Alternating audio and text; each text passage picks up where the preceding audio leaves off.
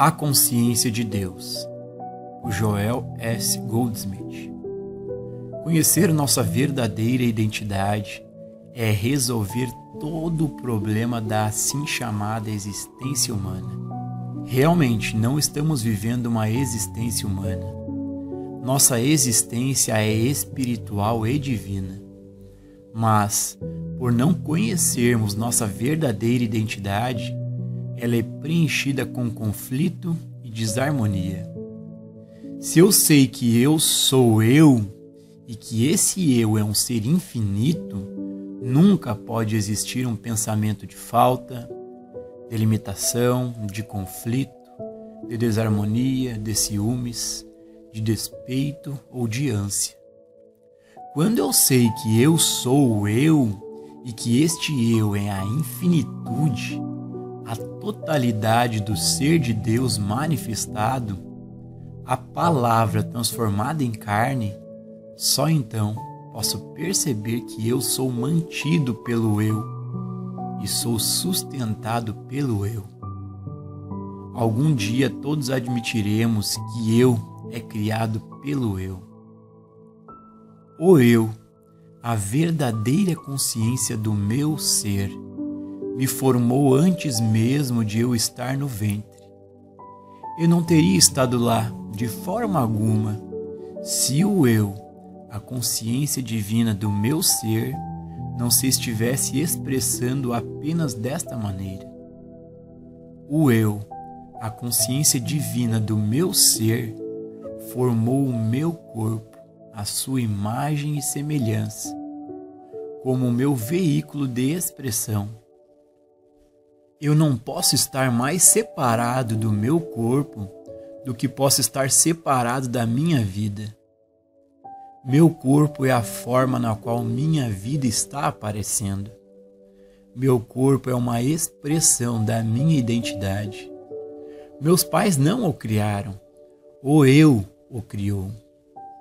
Minha consciência o criou, e minha consciência o está mantendo agora, em sua forma presente. Se minha consciência mudar, meu corpo mudará. Se minha consciência de provisão mudar, minha provisão mudará.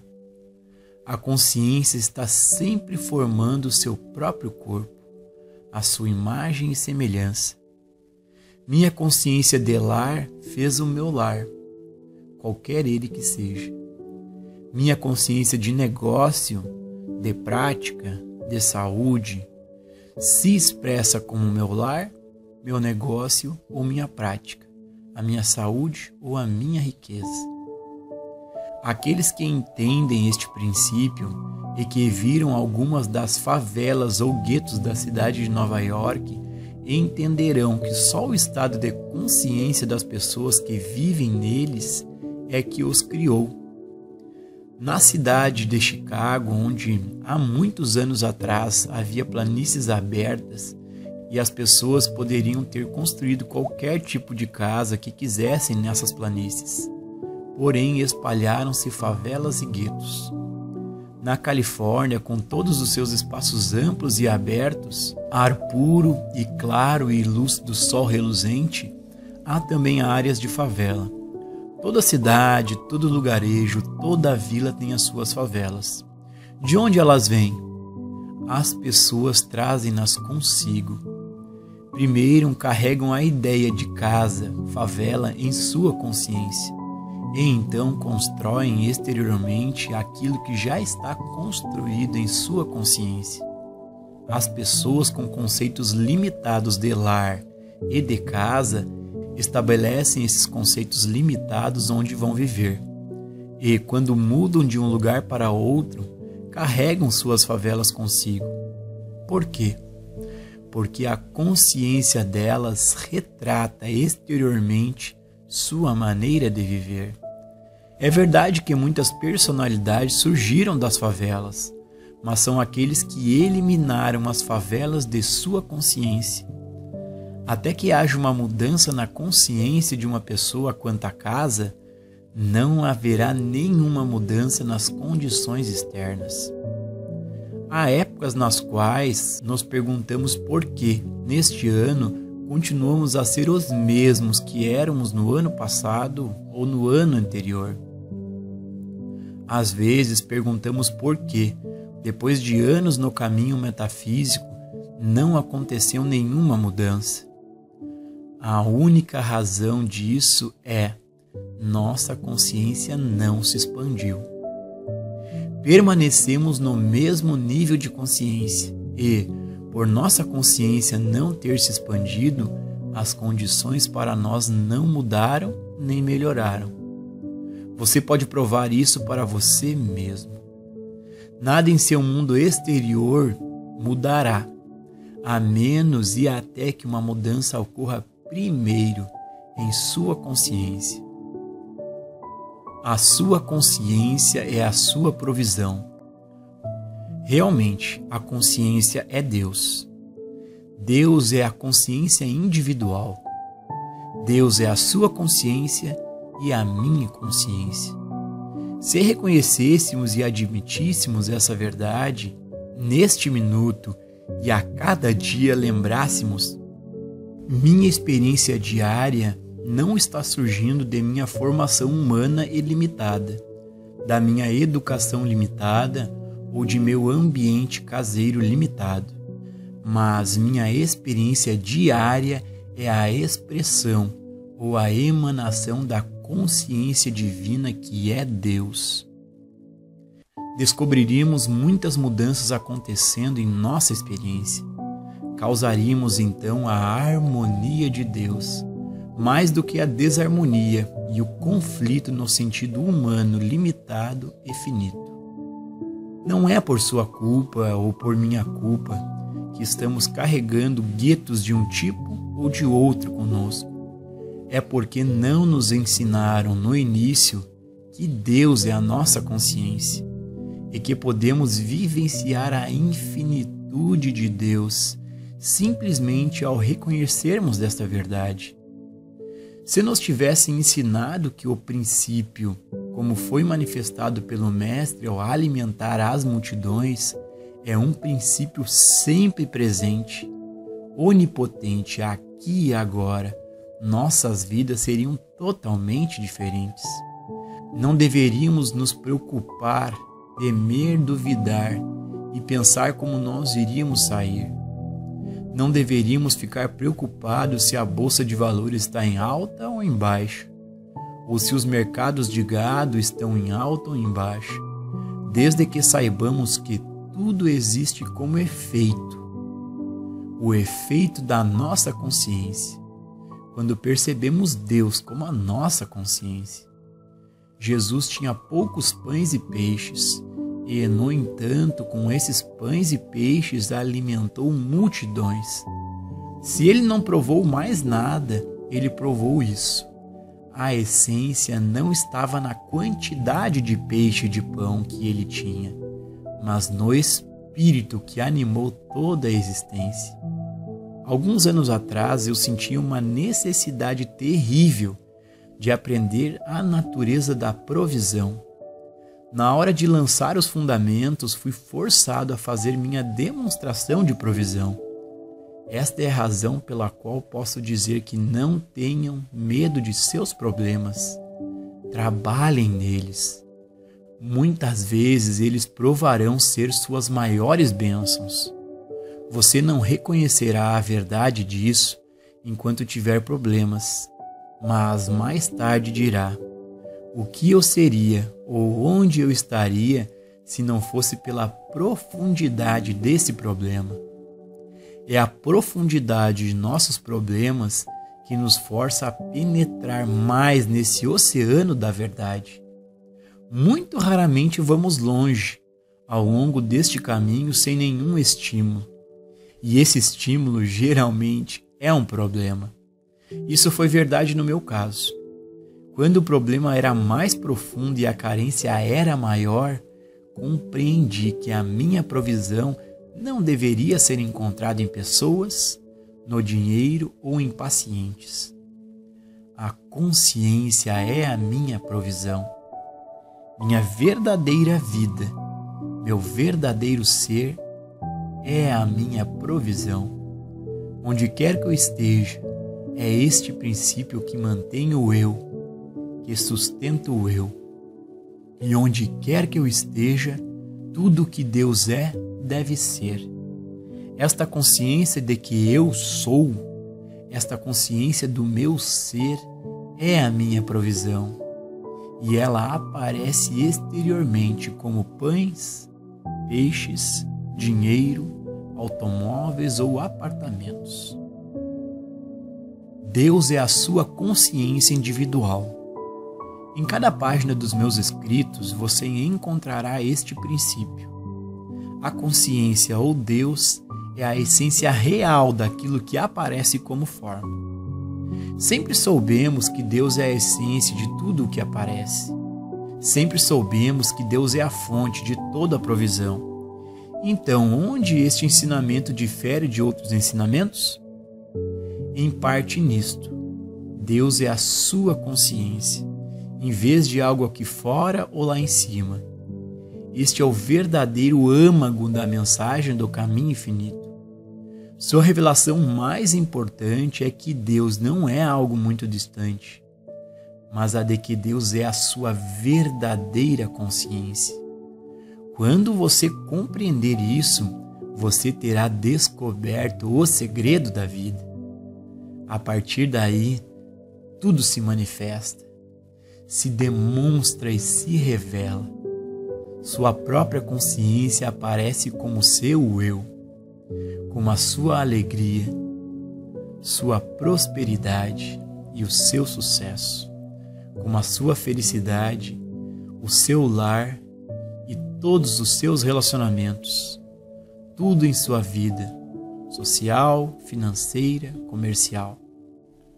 Quando você conhecer a natureza de Deus, a natureza da onipresença, quando você conhecer Deus como a consciência divina, a consciência individual, a sua consciência e a minha consciência, você realmente terá captado o que o Mestre pediu para nós, quando ele disse: buscai, pois, em primeiro lugar o reino de Deus e a sua justiça, e todas estas coisas vos serão dadas de acréscimo.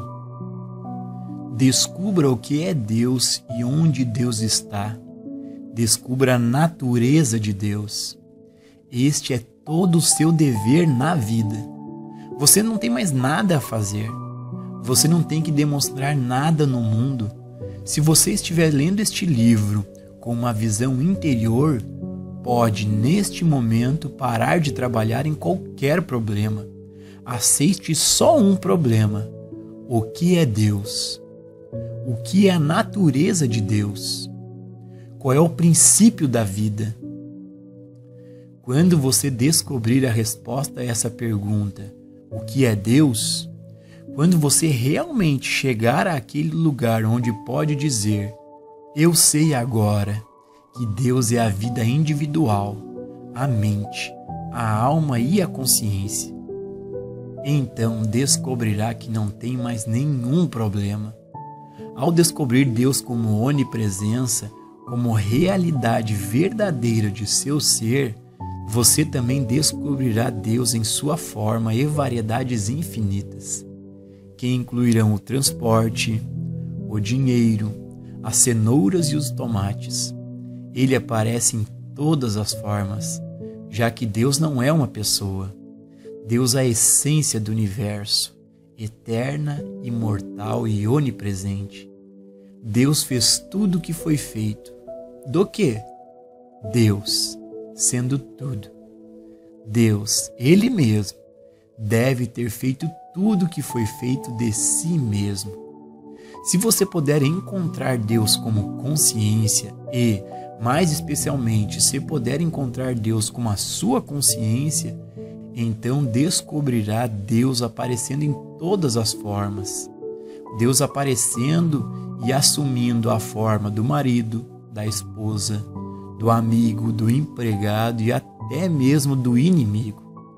Note as minhas palavras, até mesmo do seu inimigo. É por isso que você tem que amar os seus inimigos tão profundamente e sinceramente como ama os seus amigos. Porque Deus é a verdadeira essência, é a lei e o princípio daqueles que você acreditaria serem seus inimigos. Realmente, eles não são seus inimigos de nenhuma forma. Inimigo é um conceito falso que você nutre de alguém. De fato, a maioria de nós nutre conceitos falsos uns dos outros e do mundo. Isso é muito difícil de entender se pararmos para pensar sobre o que estamos vendo no universo. Para começar, Deus fez tudo o que foi feito, e qualquer coisa que Deus não fez, não foi feita. Tudo o que Deus fez, no entanto, é bom. Portanto, se o que estamos vendo não é à altura deste padrão, não é porque há algo de natureza errônea no mundo, mas porque nós, individualmente ou coletivamente, estamos nutrindo um conceito falso acerca da criação e acerca de nossos semelhantes. Comece com esta prática simples. Primeiro, descubra o que é Deus. Então, ache onde está Deus. Quando você descobrir Deus como consciência do seu próprio ser, quando você descobrir que Deus é a sua verdadeira consciência, a sua verdadeira percepção, você terá descoberto todas as formas nas quais Deus aparece. Você verá então Deus se manifestando, a consciência se manifestando, se revelando, como a sua experiência diária. Nunca se esqueça disso. Aquilo que aparece como nossa experiência diária finita é o nosso sentido de limitação, aparecendo como falta de educação, falta de oportunidade ou falta de um ambiente satisfatório. Tudo isso aparece como nossa experiência diária limitada. Quando, no entanto, começarmos a perceber esta grande verdade do ser, que não estamos limitados ao sentido finito de consciência, que não estamos limitados ao sentido pessoal de existência, mas que Deus, a consciência infinita de nosso ser, é a fonte e a forma de nossa vida, então observe os milagres que começam a acontecer em nossa experiência. O tratamento com um prático é sempre um autotratamento. A crença mundial numa individualidade separada de Deus, de uma vida separada de Deus, é tão forte que muitos práticos que conheci se sujeitaram a um sentido de indolência, que veio de um fato de nem sempre viverem num nível elevado de consciência espiritual e de serem capazes de menosprezar esse hipnotismo do mundo. O prático autêntico deve se sentar ocasionalmente, às vezes frequentemente, e fazer algum tratamento sério. Deixe-me ser bem claro neste ponto. Este tratamento nunca é um tratamento para outra pessoa. Nunca em minha vida tratei de alguém. Nunca enviei um tratamento para qualquer pessoa na Terra. Nunca coloquei o nome de um paciente ou o nome de uma doença no meu pensamento. Até onde estou envolvido, não acredito que me faria algum bem saber o nome da doença. Não acredito até mesmo que os pacientes saibam os nomes. E estou convencido que até mesmo os médicos nem sempre sabem o nome da doença. De fato, seria muito melhor se eu não soubesse o nome, já que nosso trabalho não se baseia na cura de corpos físicos ou de doenças físicas. Concordamos neste trabalho que eu e o Pai somos um. Este um é o Espírito de Deus. A única verdade, portanto, que deve ser conhecida é a verdade sobre Deus. Deus, sendo infinito, inclui tudo o que aparece como você ou como eu individuais, e esse tratamento exclui todas as doenças. No cenário humano existe altura, largura e profundidade, mas tudo isso é só um sentimento falso do que está realmente acontecendo. já que o espírito não conhece nenhuma altura, largura ou profundidade. Não existe um espírito tridimensional. O espírito é a vida infinita e eterna. E mesmo quando ele se expressa individualmente, ele não se expressa como uma forma finita. Portanto, no tratamento não há nenhum elemento de espaço ou de tempo. No tratamento somos absolutos no sentido de que Deus é absolutamente tudo, em tudo, através de tudo e como tudo. Somos absolutos no sentido de que nosso tratamento começa com Deus e termina com Deus. Ele nunca desce ao nível humano. Ele nunca toma conhecimento de qualquer fase da experiência humana. Ele nunca tenta acalmar as ondas do oceano.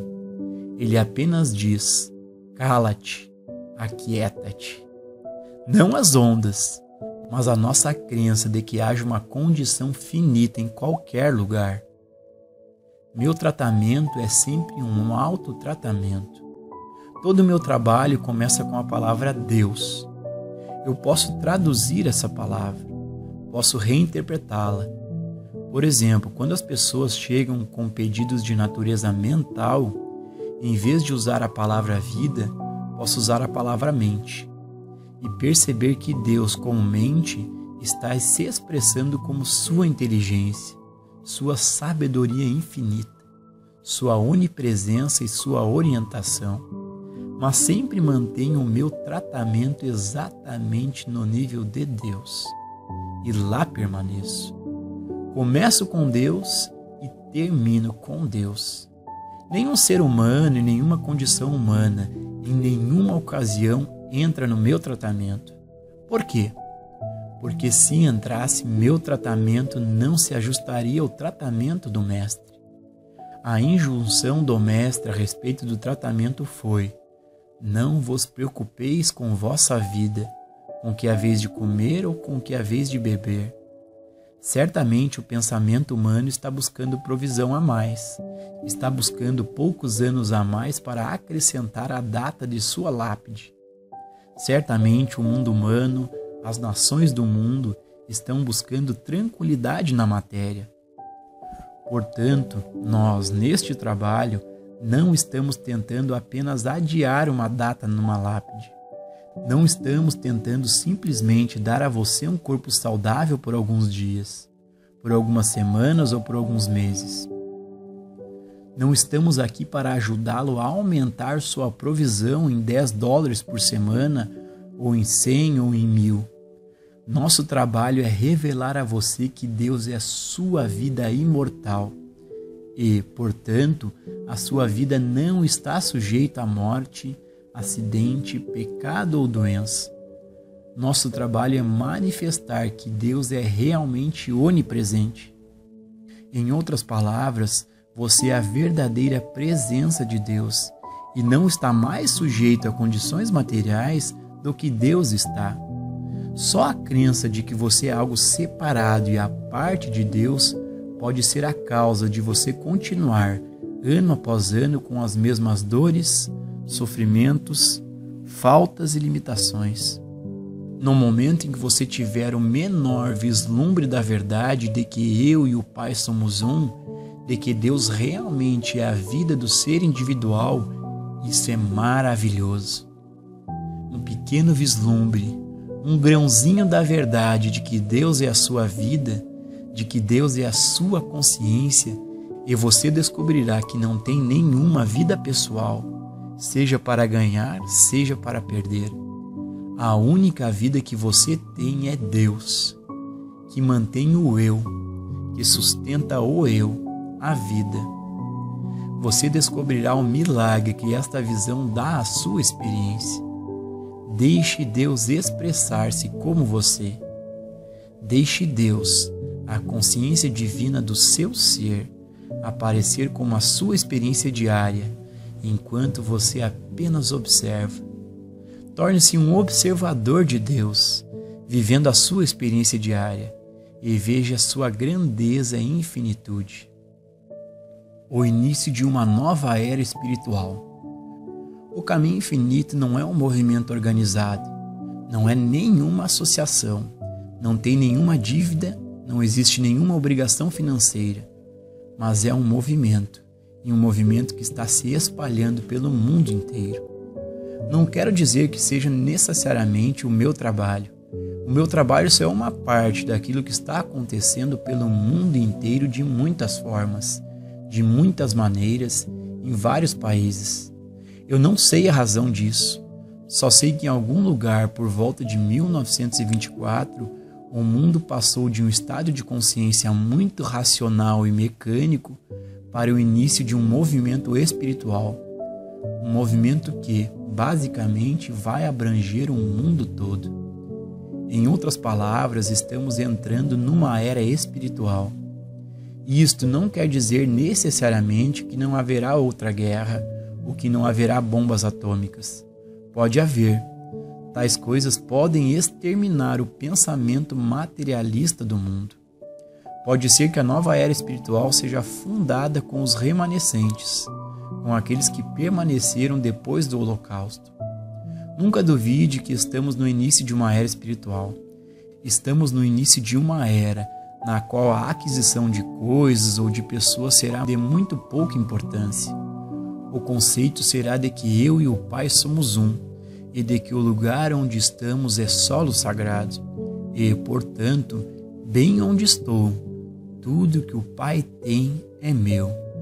Viverei aqui no meu sentido de perfeição, e você ali viverá, e ninguém invejará ou discutirá com o outro. Há sinais de que esta era está definitivamente aqui. Como uma parte desta onda espiritual, digamos que eu, em meu caminho individual, vislumbrei um pouco disso, e através disso atraí para mim aqueles que estavam prontos para a exaltação do Espírito, neste exato momento. Em muitas partes do mundo, no entanto, outros também captaram esta mesma onda do Espírito.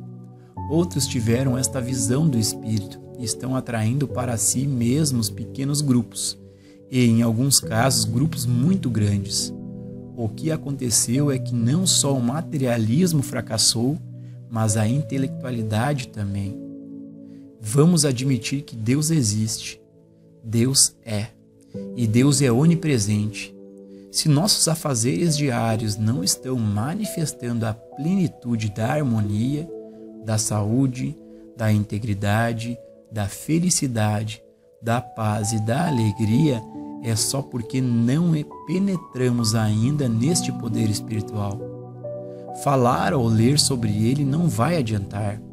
Falar sobre ele, ler sobre ele e nos unirmos em grupos são só passos para o caminho.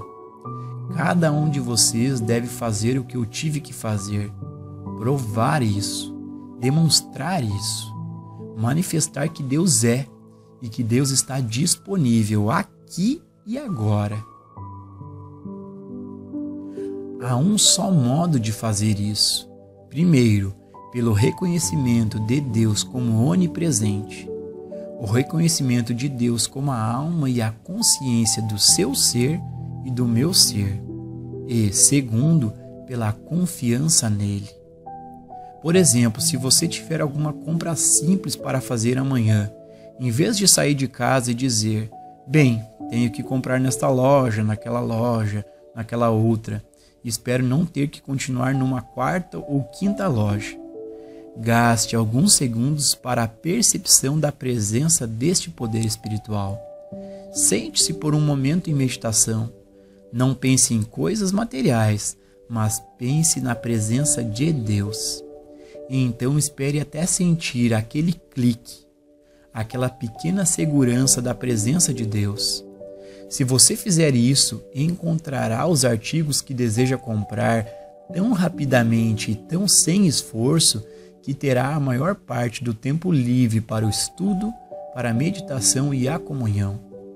Com este método simples, toda a experiência de sua vida familiar, desde as coisas mais simples até as mais complexas, torna-se-á fácil, pacífica e bem-sucedida.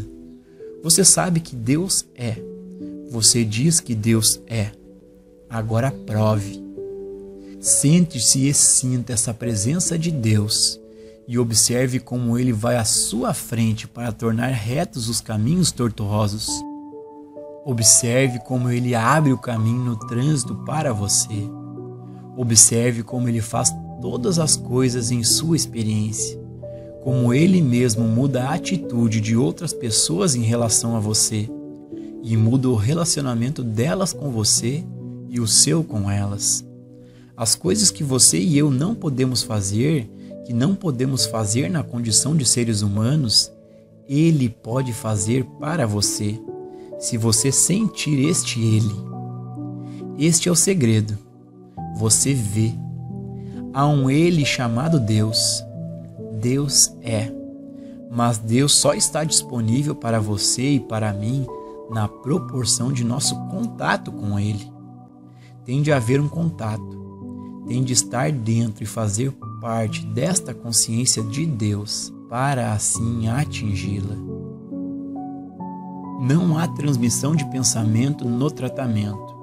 Apesar de usarmos o tratamento, ele é a menor parte de nosso trabalho. O tratamento só é usado com o propósito de nos prepararmos a fim de que possamos sentir Deus, perceber a presença de Deus, ter a percepção consciente da presença de Deus. Você não tem que pensar nunca nas crenças dele, porque a mente onisciente já sabe do que se trata, e no momento que você se comunicar com ela, ela se ocupará do caso e completará a sua missão. Você pode perguntar, mas como esse tratamento alcança o meu paciente? O fato de seu paciente ter pedido ajuda tornou-o uma parte de sua consciência. Existe uma única consciência, e se você conscientemente se fizer presente no pensamento de um prático, você estará na consciência desse prático. É assim que os pacientes são ajudados. Nosso trabalho não consiste na transmissão de pensamento. Nosso trabalho consiste em nos comunicar com Deus, a única vida, e então deixar que a vida se expresse em mim e em você. É verdade que você pode pedir ajuda a um prático, ou telefonar, ou mandar um telegrama pedindo ajuda. De fato, num certo estágio da consciência, você achará possível pensar simplesmente em seu prático e receber ajuda imediata. Não será necessário escrever, telegrafar ou telefonar, mas só pensar nele, e a ajuda estará lá. A razão disso é que, ao pensar nele, você se harmonizou com a consciência que ele tem de Deus, e não com a sua consciência humana.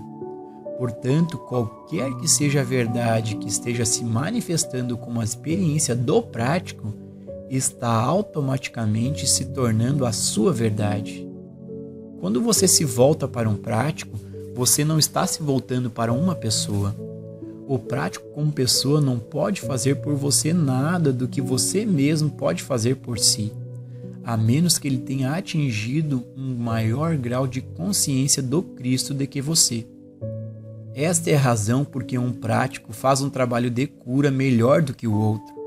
É por isso que um prático consegue melhores resultados do que o outro. Não é Deus que é diferente em casos diferentes. Apenas ocorre que o prático atingiu uma manifestação maior da consciência de Deus e, portanto, surgiram melhores resultados.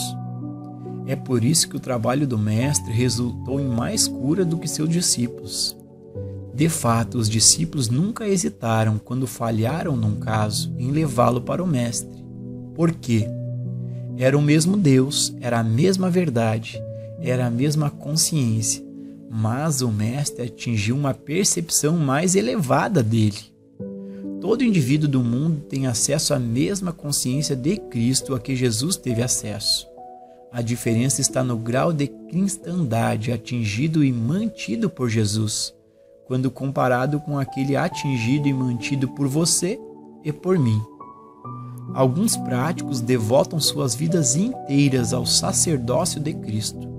Manhã, tarde e noite. Eles não têm nenhuma outra ocupação. Eles abandonaram a vida social. abandonar o interesse pelos bens deste mundo, abandonar o interesse pela vida familiar. Todo o seu coração, a sua alma, a sua mente e o seu corpo estão nesse sacerdócio.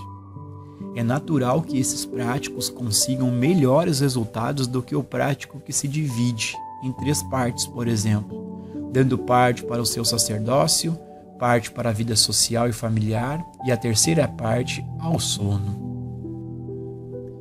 Onipresença.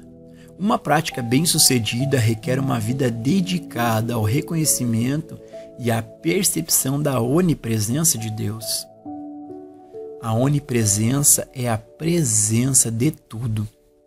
A onipresença é toda a presença, a totalidade onde eu estou. Portanto, nunca há necessidade de escolher uma pessoa, uma circunstância ou uma condição para qualquer coisa necessária à minha manifestação. Tudo o que Deus é, eu sou. Nesta presença, na verdadeira presença do eu sou, está a plenitude de tudo o que Deus é. Deus se completa em toda a sua plenitude, em toda a sua inteireza e perfeição como a verdadeira presença que eu sou. Nessa percepção da onipresença, não há necessidade de ter medo de um homem ou uma circunstância, já que a proteção máxima do Pai acompanha essa onipresença. Não há necessidade de buscar fora a provisão, porque nessa onipresença está a presença de toda a provisão de Deus. Essa onipresença é a presença de todos os filhos de Deus, e isso me assegura o companheirismo, a amizade, as associações e as amizades certas. Eu não preciso buscar fora do meu ser qualquer pessoa, companheirismo, associação ou relacionamento, já que a onipresença é a plenitude da divindade corpórea. A onipresença é o poder máximo de Deus, e esse poder é bom, esse poder é amor. Nós não a enviamos nem a guiamos humanamente. Nós percebemos a sua presença e deixamos-la fazer seu trabalho. Foi essa onipresença que possibilitou ao profeta hebreu rezar: Senhor, digna-te de abrir os olhos para quem enxergue. Ele não rezou para mais guerreiros, para mais tropas, nem por uma provisão maior, mas para que os olhos de seu servo pudessem se abrir. Independentemente de qual seja a necessidade, Ele, Deus, é onipresente como atendimento dessa necessidade. Não lhe fará nenhum bem rezar por isso. Reze apenas: abra os olhos do teu servo. Portanto, quando estes olhos se abrirem, você pode observar que, bem aqui e agora, está tudo o que você precisa para o preenchimento de sua experiência em qualquer ocasião. Lembre-se, antes que Abraão fosse, eu sou, e eis que estou convosco todos os dias até o fim do mundo. Não buscamos, não imploramos, não suplicamos. Apenas percebemos sua presença e esperamos até que o sentimento de reafirmação venha. Então você saberá que sua consciência é a essência de todas as formas. Essa consciência aparecerá exteriormente, como a proteção que você precisa, o dinheiro que você precisa, a casa que você precisa, os amigos ou companheiros que você precisa, a saúde ou o coração, o fígado ou pulmões novos. É sempre essa consciência que está aparecendo exteriormente. Nossa oração é: abra os meus olhos para que eu possa contemplar a plenitude da tua onipresença.